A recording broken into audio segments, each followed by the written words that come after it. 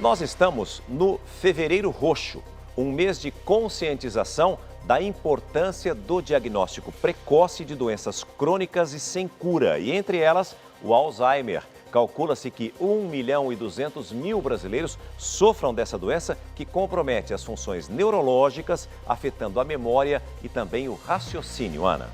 César, o diagnóstico precoce não impede a evolução da doença, mas é capaz de retardar os seus efeitos. E a boa notícia é que 2 universidades brasileiras, aliadas a pesquisadores americanos e holandeses, fizeram uma descoberta que traz esperança às vítimas do Alzheimer. Acompanhe agora na reportagem da Ana Paula Neves.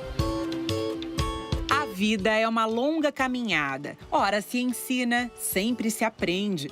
Dona Cecília está na fase da gratidão pelo simples. O ir e vir com o cachorro pelo bairro. Os momentos de chamego com a filha ganharam uma importância sem tamanho desde o diagnóstico de Alzheimer. Eu assimilei que não tem jeito, que eu tenho Alzheimer. E de vez em quando agora eu me pego assim, como é que é mesmo aquela palavra? Como é que é mesmo o nome dessa pessoa?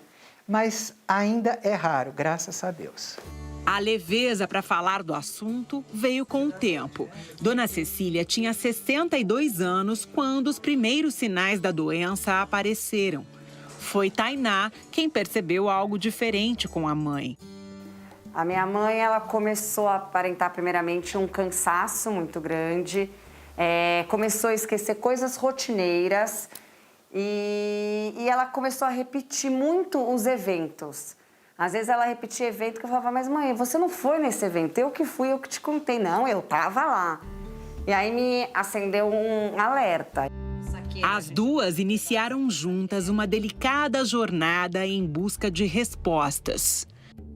Primeiramente uma psicóloga para ela fazer uma anamnese, né? Aí ela fez os testes cognitivos, mas a psicóloga não pode laudar, né?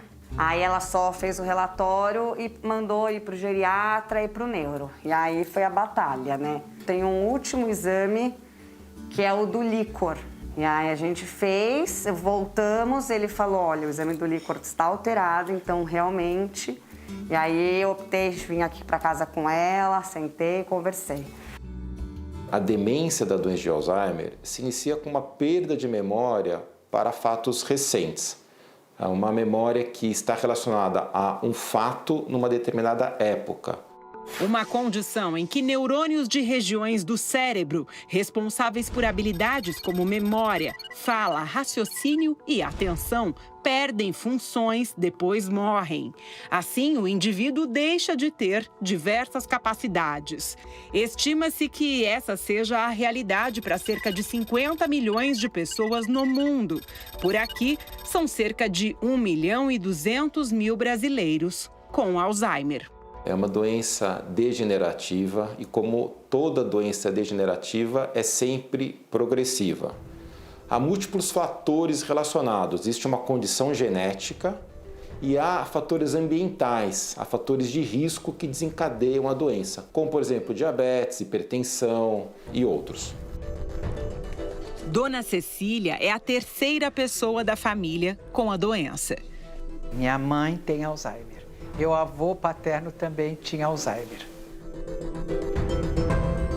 É uma doença que pode evoluir em 2 anos, ou seja, ser extremamente rápida, como pode evoluir em 20 anos. As drogas disponíveis, elas melhoram a qualidade de vida, mas elas não retardam a progressão da doença. Muito se estuda sobre os efeitos do envelhecimento no nosso cérebro. E apesar de diversas disfunções estarem catalogadas e serem amplamente conhecidas pelos médicos, impedir a evolução de doenças neurológicas como Alzheimer e Parkinson ainda é um desafio para a ciência. Mas pesquisadores brasileiros deram um passo à frente nesse assunto, com uma descoberta que no futuro poderá representar esperança a familiares e pacientes. Um trabalho feito por pesquisadores da Universidade Federal do Rio de Janeiro, UFRJ, em parceria com a Universidade de São Paulo, USP, Universidade da Califórnia, nos Estados Unidos, e institutos da Holanda, constatou que a diminuição de uma proteína dentro de células do cérebro pode ser a explicação para a origem de algumas demências. nós demonstramos que a diminuição da quantidade dessa proteína causa uma disfunção, um erro no funcionamento dessas células. E essas disfunções podem contribuir para os déficits cognitivos que acontecem durante o envelhecimento.